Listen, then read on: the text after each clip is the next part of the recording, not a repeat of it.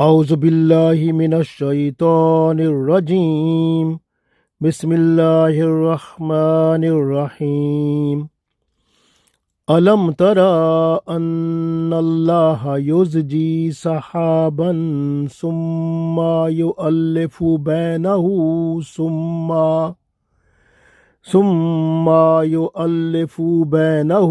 ثم يجعله ركاما فترى الودق يخرج من خلاله وينزل من السماء من جبال فيها من برد فيصيب به من يشاء ويصرفه عن من يشاء يكاد سنا برقه يذهب بالأبصار.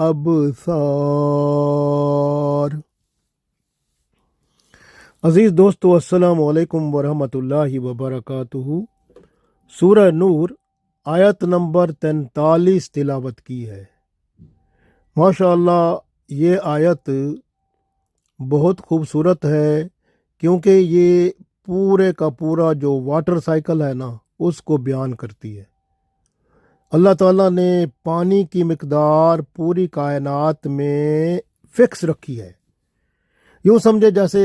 اگر 5 کلو پانی ہے تو وہ 5 ہی رہے گا، وہ بڑھے گا نہیں، نہ کم ہوگا. تو اللہ تعالیٰ نے ہر چیز کی مقدار دنیا میں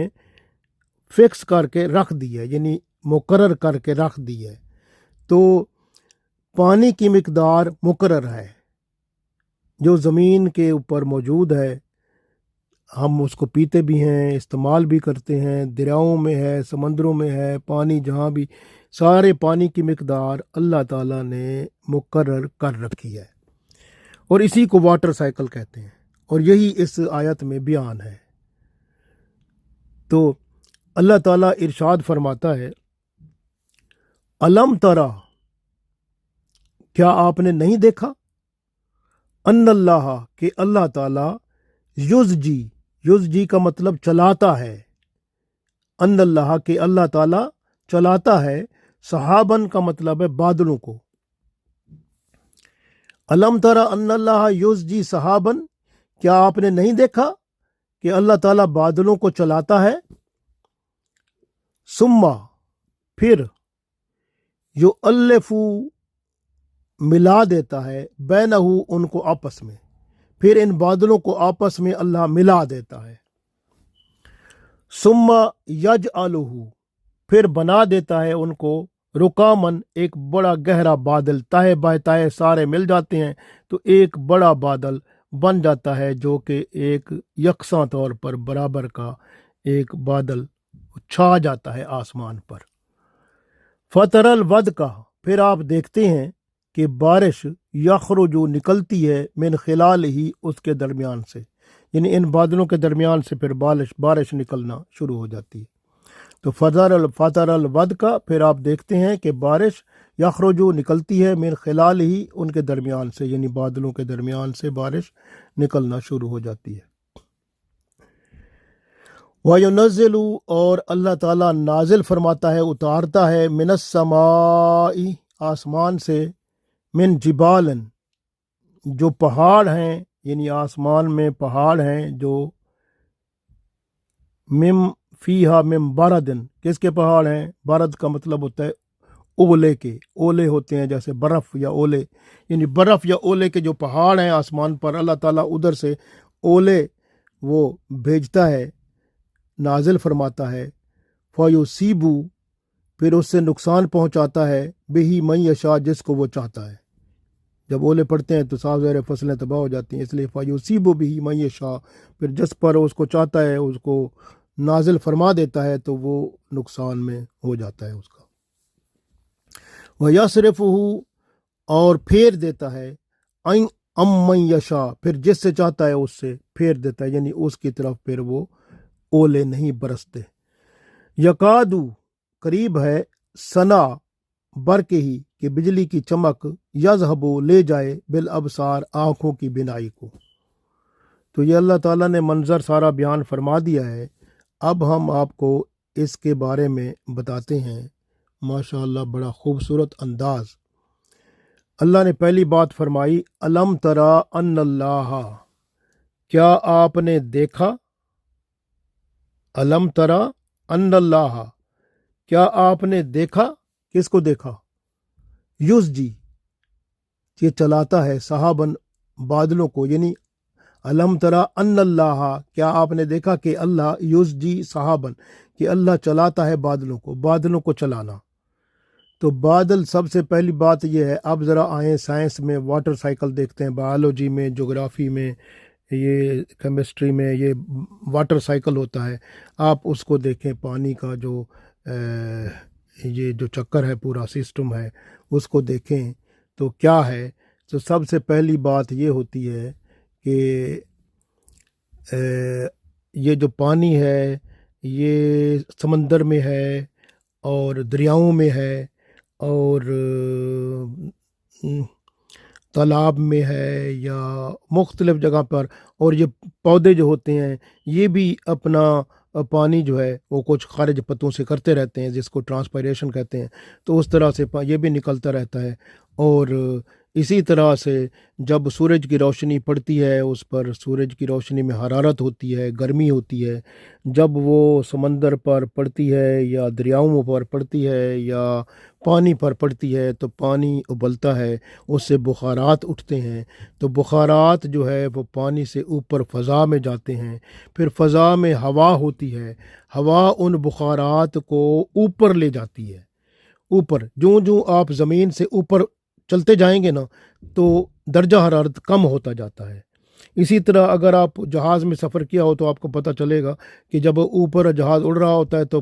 درجہ حرارت وہ بہت کم، مائنس میں ہوتا ہے، اور اسی طرح اس سے اوپر جائیں تو اور زیادہ وہ درجہ حرارت منفی میں چلا جاتا ہے۔ تو اس طرح سے ہوا جو ہے وہ اوپر بخارات کو اٹھا کر لے جاتی ہے۔ جب بخارات اوپر اٹھ کر وہ اوپر ٹھنڈا ہوتا ہے کیونکہ درجہ حرارت کم ہوتا ہے، تو یہ بخارات جو ہیں اوپر جب اس ٹھنڈی ہوا میں جاتے ہیں تو یہ پانی میں بدل جاتے ہیں، تو یہ پانی کے قطروں میں بدل جاتے ہیں اور انہی کو بادل کہتے ہیں۔ تو یہ پانی کے قطرے اکٹھے جیسے ہو گئے تو یہ ایک بادل بن گیا، تو پھر ایک بادل ہوا، پھر اس طرح سے دوسرے ہو گئے، پھر دوسرے تیسرے، اس طرح بادل کے ٹکڑے بن جاتے ہیں۔ تو یہ بادل کے ٹکڑے اوپر بن گئے۔ اب پھر کیا ہوتا ہے کہ اللہ تعالیٰ اب یہاں پر ایک بات اور بھی بتانے والی ہے کہ یہ جو ہے نا، یہ میں نے عرض کیا کہ اوپر ٹھنڈی ہوا میں یہ بخارات چلے گئے تو وہاں پر یہ بخارات پانی کے قطرے بن گئے، وہاں بخارات، کیونکہ بخارات گیس ہوتے ہیں نا، ویپر گیس ہوتے ہیں، پھر وہ اوپر پانی یعنی لیکوڈ بن جاتے ہیں، تو پانی بن گئے۔ پھر اس کے اگر آپ دیکھیں،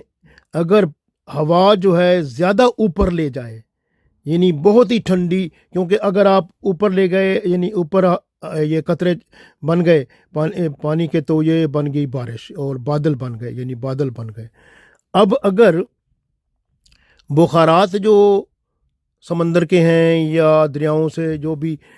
بخارات ہوتے ہیں، ان کو جب ہوا اگر بہت تیز ہوا ہو اور بہت اوپر لے جائے،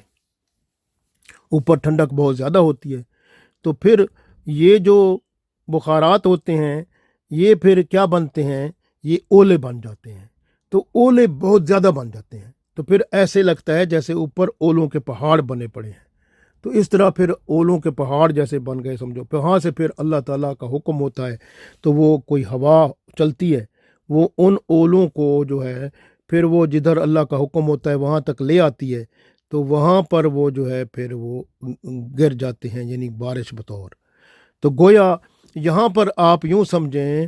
کہ جو ہے نا، سب سے پہلا کام کیا ہوتا ہے کہ جب سورج کی روشنی پڑتی ہے نا پانی پر، چاہے پانی وہ سمندر میں ہے یا دریاؤں میں ہے یا کسی جھیل میں ہے، جو جہاں بھی ہے، تو پانی جو یا فضا میں ہے، تو پانی جو ہے وہ بخارات میں بدل جاتا ہے، تو بخارات جو ہیں وہ پھر ہوا آتی ہے ان کو اوپر لے جاتی ہے، اوپر ٹھنڈک میں چلا جاتا ہے، ٹھنڈک میں چلا جاتا ہے تو یہ بخارات پھر پانی میں بدلتے ہیں، اور اس طریقے کو کنڈنسیشن کہتے ہیں۔ تو یہ ہوتا ہے۔ तो ये कंडेंसेशन हो जाती है, यानी इवापोरेशन, पहले वेपर बने उसको कहते हैं इवापोरेशन, फिर ये कंडेंसेशन हो गई, लिक्विड में बन गए, यानी वो बुखारात जो हैं अब वो पानी की शक्ल में आ गए। और अगर थोड़ा सा ऊपर हवा में चले गए तो फिर हेल बन जाते हैं, हेल, फिर हेल स्टॉर्म जैसे कहते हैं वो, यानी ओले, ओले बरसना, फिर ओले बन जाते हैं, तो वो ऊपर बहुत सारे वो हो जाते हैं। तो इसी तरह से पौधे जो होते हैं उनमें से भी पानी निकलता है उसके पत्तों से, उसको आप ट्रांसपायरेशन कहते हैं, तो उधर से भी पानी निकलता है। वो भी जब सूरज की रोशनी पड़ती है तो वो भी बुखारात बन जाते हैं, फिर वो भी ऊपर फ़ज़ा में चले जाते हैं, तो ऊपर ठंडी फ़िज़ा में जाकर वो कंडेंसेशन होती है, वो भी बादल के कतरे बन जाते हैं, इस तरह बादल बन जाते हैं। तो फिर इन बादलों के टुकड़ों को अल्लाह ताला फरमाता है अलम तरा अन्नल्लाह, क्या आपने देखा कि अल्लाह ताला युज़जी चलाता है सहाबन बादलों को, सुम्मा युअल्लिफु बैनहु, फिर अल्लाह ताला उनको आपस में मिला देता है। यानी बादल जैसे ऊपर बादल बन गए ना, अब अल्लाह ताला जब हुक्म होता है वो हवा उनको लेकर चली जाती है, फिर हवा के ज़रिए अल्लाह ताला बादल के टुकड़ों को आपस में मिला देता है, तो वो फिर एक सारे टुकड़े बादल के मिलकर एक बड़ा बादल, एक फुल आसमान को घेर लेते हैं। तो फिर अल्लाह फरमाता है सुम्मा यज आलूहू रुकामन, सो सुम्मा फिर बना अल्लाह ताला उसे बना देता है। रुकामन का मतलब होता है ऐसे बिल्कुल जैसे पूरा आसमान बादल ही बादल हो गया है, इस तरह की तह बन जाती है। यानी कि रुकामन का मतलब यूँ समझे ऐसा गहरे गहरे बादल जो है ऐसे छा गया, समझो भाई, इस तरह की सूरत हाल बन जाती है। तो जब ये सूरत हाल बन जाती है तो फिर अल्लाह ताला का हुक्म होता है, तो वो फिर क्या होता है, वो फ़तर अल वद का, फिर वहाँ से बारिश निकलती है, यखरुजु उनमें से, मिन खिलाल ही, यानी उन बादलों में से फिर बारिश निकलना शुरू हो जाती है। तो इस तरह से अब आपको ये पता चला कि पहली बात क्या हो गई कि सूरज की रोशनी पड़ी पानी पर, चाहे पानी समंदरों में है, दरियाओं में है, झील में है, किसी जगह भी है, या पौधे खारिज करते हैं वो भी बुखारात, फिर बुखारात बन गए। तो ये बुखारात का मतलब है वेपोराइज, बुखारात को अंग्रेज़ी में वेपर कहते हैं, तो वेपोराइजेशन हो गया अमल। अब ये जो है ना बुखारात जब ऊपर चले गए, यानी ठंडी हवा में हवा इसको ले जाती है, फिर ठंडी हवा ऊपर ठंडा टेम्परेचर होता है वहाँ चले जाते हैं, तो फिर ये पानी बन जाते हैं, और पानी बनने के अमलों को कहते हैं कंडेंसेशन। तो ये कंडेंसेशन हो गई, तो ये ड्रॉपलेट बन गए, यानी ज़रा, यानी पानी के ज़रे बन गए, पानी के कतरे बन गए, और पानी के कतरे फिर इकट्ठे मिल गए, कुछ इकट्ठे मिल जाते हैं, फिर उसको बादल कहते हैं, फिर इस तरह से और इकट्ठे मिल गए, तो फिर इस तरह से ये बादल जो है ये बनते जाते हैं।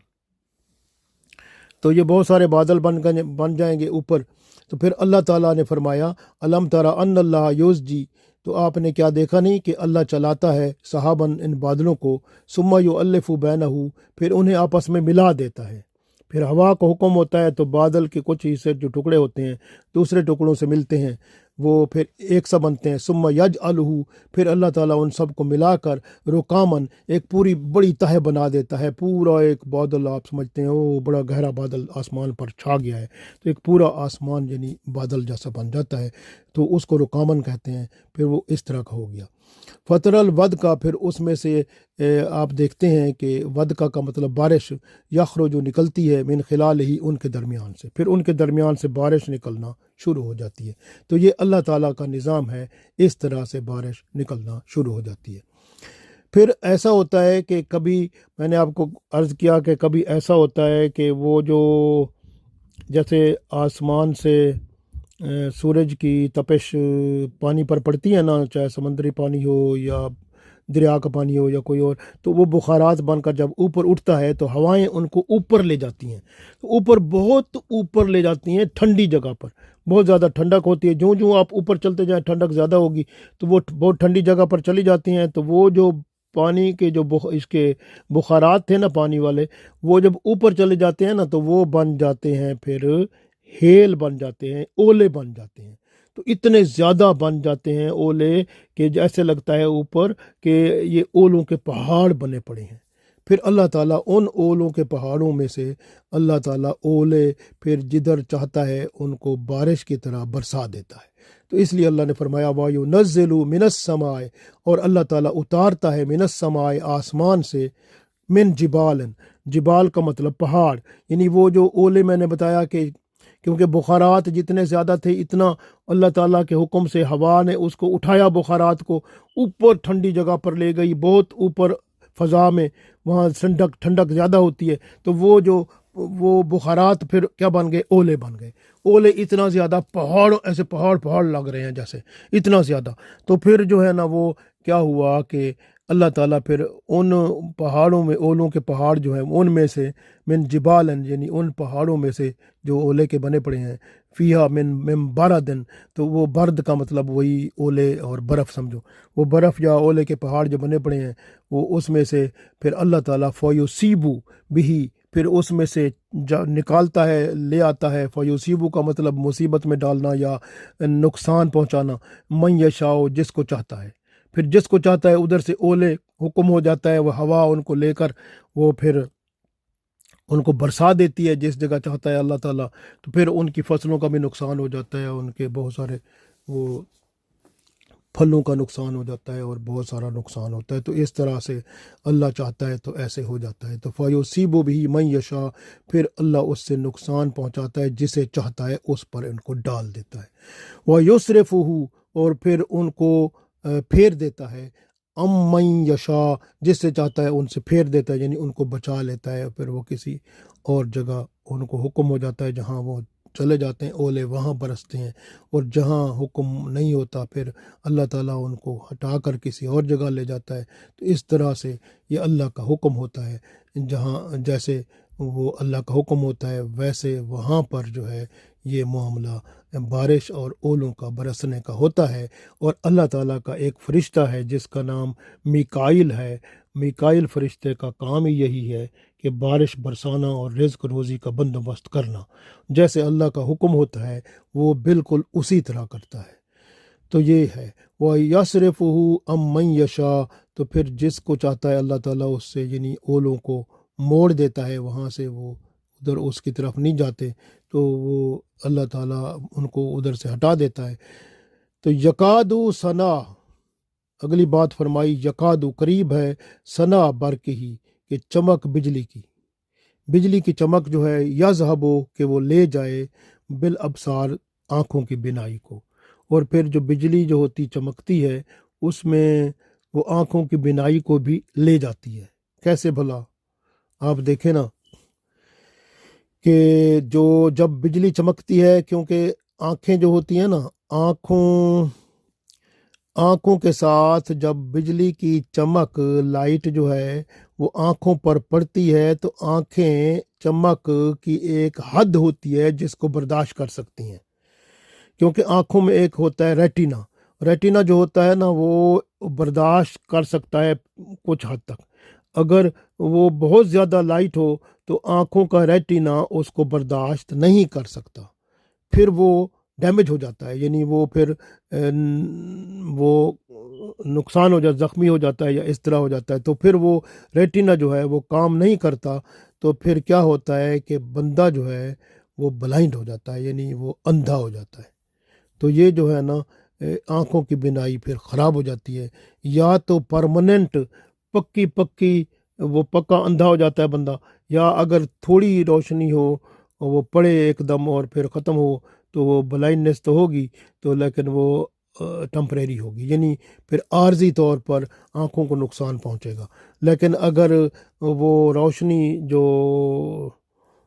بجلی کی چمک کی ہوتی ہے وہ زیادہ ہوگی تو پھر اس پہ زیادہ اثر پڑے گا، ریٹینا پھر وہ ڈیمیج ہو جائے گا، پھر وہ جو ہے بندہ پکا اندھا ہو جائے گا۔ تو اس لیے بجلی سے بعض بندے اندھے بھی ہو جاتے ہیں۔ اور ایک اور چیز بھی ہے کہ کیونکہ یہ بندے کا جو نرو ہوتی ہے نا، نرو کا مطلب ہوتا ہے یعنی کہ جو دماغ تک بات پہنچانے والی،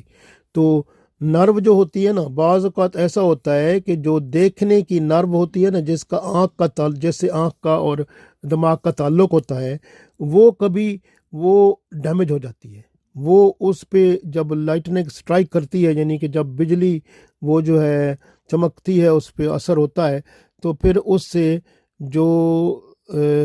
یعنی الیکٹریکل میسج جو پہنچتا ہے اس سے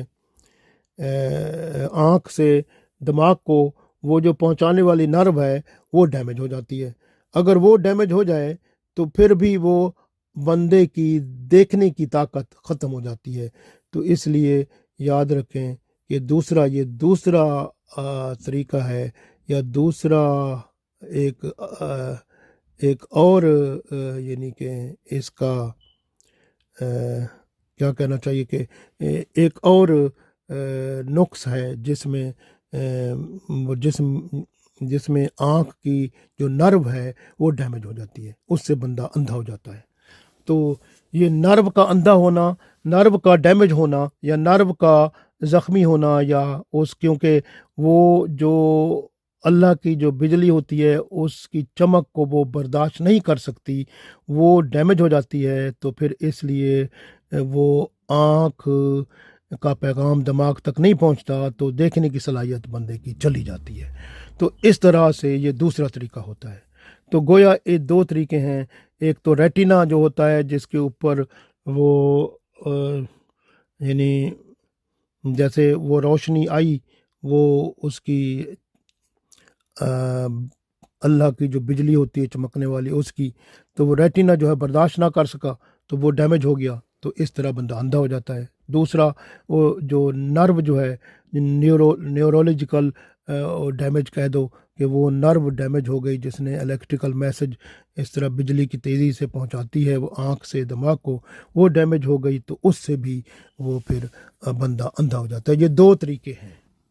تو یہ اس کی اللہ تعالیٰ نے بتایا یکاد و ثنا برق ہی یذہب بالابصار، تو قریب ہے چمک اس کی بجلی کی لے جائے آنکھوں کی بینائی کو، تو یہ آنکھوں کی بینائی کو لے جاتی ہے۔ اور یہاں پر میں آپ کو ایک اور بات بتاؤں، اگر آپ سورہ فاطر پڑھیں نا، اس کی آیت نمبر 9 پڑھیں، تو اس میں بھی اللہ تعالیٰ نے اس بات کو مزید وضاحت کے ساتھ بیان فرمایا ہے۔ جو ہم کہتے ہیں نا اولوں، وہ جو اوپر اٹھا لیتی ہے، اور پانی کے قطرے جو ہے یہ بخارات، اور پھر ہوائیں ان کو اٹھا کر اوپر لے جاتی ہیں، تو یہ اس کا ذکر سورہ فاطر کی آیت نمبر 9 بھی موجود ہے، جس کا مطلب میں بتا دیتا ہوں کہ اللہ ہواؤں کو بھیجتا ہے جو بادل یعنی بخارات کو اٹھاتی ہیں، پھر اسے ویران شہر کی طرف ہم لے جاتے ہیں۔ تو یہ اللہ کی شان ہے کہ اربوں ٹن پانی بادلوں کے ذریعے اللہ دور دراز علاقوں میں پہنچا دیتا ہے۔ ماشاءاللہ، دیکھیں کتنی بڑی بات ہے۔ تو یہ اس لیے جو ہے نا، جب بخارات اوپر اٹھتے ہیں، ہوائیں انہیں دور لے جاتی ہیں، جو بخارات بہت اونچے سرد فضا میں پہنچ جاتے ہیں تو وہ برف بن جاتے ہیں یا اولے بن جاتے ہیں، تو اتنے زیادہ ہوتے ہیں کہ پہاڑ کے پہاڑ لگتے ہیں۔ پھر ان پہاڑوں سے، جو ان اولوں کے پہاڑوں سے اللہ تعالیٰ پھر تہہ بہ تہہ جو ہے نا وہ بادل، وہاں سے حکم ہوتا ہے، وہ چل پڑتے ہیں تہہ بہ تہہ ہوا کی رفتار سے، پھر اللہ ان کو اکٹھا کر دیتے ہیں، اکٹھا کر کے پھر جو ہے وہ جہاں اللہ چاہتا ہے تو وہاں برسا دیتا ہے۔ تو یہ صورتحال ہوتی ہے۔ تو اس طرح سے تو یہ اللہ تعالیٰ کی رحمت ہے۔ کبھی کبھی بادلوں کو یا اولوں کی شکل میں جو برستے ہیں تو وہ اللہ تعالیٰ کی ناراضگی بھی ہوتی ہے۔ تو اس لیے یاد رکھیں، یہ سارا نظام جو ہے اس کو واٹر سائیکل بھی کہتے ہیں۔ تو پانی جو ہے اس کی مقدار برابر رہتی ہے، وہی پانی زمین کا اوپر جاتا ہے، پھر واپس نیچے زمین پر آتا ہے، کبھی وہ بارش کی شکل میں زمین پر آتا ہے، اور کبھی وہ اس کی یعنی کبھی بارش کی شکل میں زمین پر آ گیا، اور کبھی اولوں کی شکل میں آ گیا، کبھی برف کی شکل میں آ گیا، تو وہ زمین پر اللہ تعالیٰ ان کو گرا دیتا ہے۔ تو گویا اس کا مطلب ہے اگر آپ کے دریا صحیح طرح کام کرتے ہیں، نہریں بھی ہیں، دریا بھی ہیں، اور آپ نے انتظام سارا صحیح کیا ہوا ہے، اور پانی کو سٹور کرنے کے لیے وہ ڈیم بھی بنائے ہوئے ہیں، اور سسٹم صحیح رکھا ہوا ہے، تو پانی اتنا زیادہ تو نہیں ہوتا، اس کی مقدار اتنی ہوتی ہے جتنی اللہ نے دنیا میں رکھی ہوئی ہے۔ تو اس لیے پھر وہ سیلاب وغیرہ بھی آ جائے، سیلاب تیز بارشوں سے یا اس طرح، تو وہ کنٹرول ہو جاتا ہے، کیونکہ وہ اتنا ہی پانی ہوتا ہے جتنا کہ پہلے آپ کے یہاں ہے، تو دوبارہ وہ دریاؤں میں اتنا ہی زیادہ جب آتا ہے تو اتنا ہی بھرتا ہے۔ لیکن وہ بعض اوقات سیلاب وغیرہ اس لیے بند ہوتے ہیں کیونکہ وہ آپ کے جو گورنمنٹ ہوتی ہے وہ جو ہے وہ پیسے کھا جاتے ہیں، وہ نہروں کو دریاؤں کو صاف نہیں کرتے، اور ڈیم وغیرہ نہیں بناتے، اور دوسرا پانی کو سٹور کرنے کے لیے ان کا وہ سسٹم صحیح نہیں ہوتا، تو اس طرح سے وہ جو ہے نا وہ پھر کیا ہوتا ہے کہ وہ سیلاب کی شکل بن جاتی ہے، پھر وہ لوگوں کے گھروں کو نقصان پہنچتا ہے۔ تو اس لیے جو ہے ہاں البتہ وہ جو اگر اوپر سے آسمان سے بارش کے ساتھ اولے پڑیں تو وہ اللہ کی ناراضگی ہوتی ہے، تو وہ اللہ کی ناراضگی کی ایک حالت ہوتی ہے جس پر وہ چاہتا ہے پھر اتار دیتا ہے، کیونکہ اس کی فصلیں پھر ضائع ہو جاتی ہیں، تباہ ہو جاتی ہیں، تو یہ اللہ کی پھر اس علاقے والے لوگوں کو توبہ استغفار کر کے اللہ کی طرف رجوع کرنا چاہیے۔ ویسے بھی ہمیں ہر وقت اللہ تعالیٰ کی طرف رجوع کرنا چاہیے توبہ استغفار کے ساتھ، تاکہ ہمیں جو ہے اپنے جو گناہ ہیں ان کا یعنی کوشش کرے بندہ صدقہ خیرات کرے، پھر توبہ استغفار کرے، پھر معافی مانگے، اور پھر اس طرح سے اللہ تعالیٰ گناہوں کو معاف فرما دیتا ہے، اور بندے پر اللہ کی رحمت شروع ہو جاتی ہے۔ اللہ تعالیٰ سے دعا ہے کہ اللہ تعالیٰ ہم سب پر رحمت عطا فرمائے، اور اگر بارش عطا فرمائے تو رحمت کی بارش عطا فرمائے، اور دنیا اور آخرت میں بھلائی عطا فرمائے، آمین۔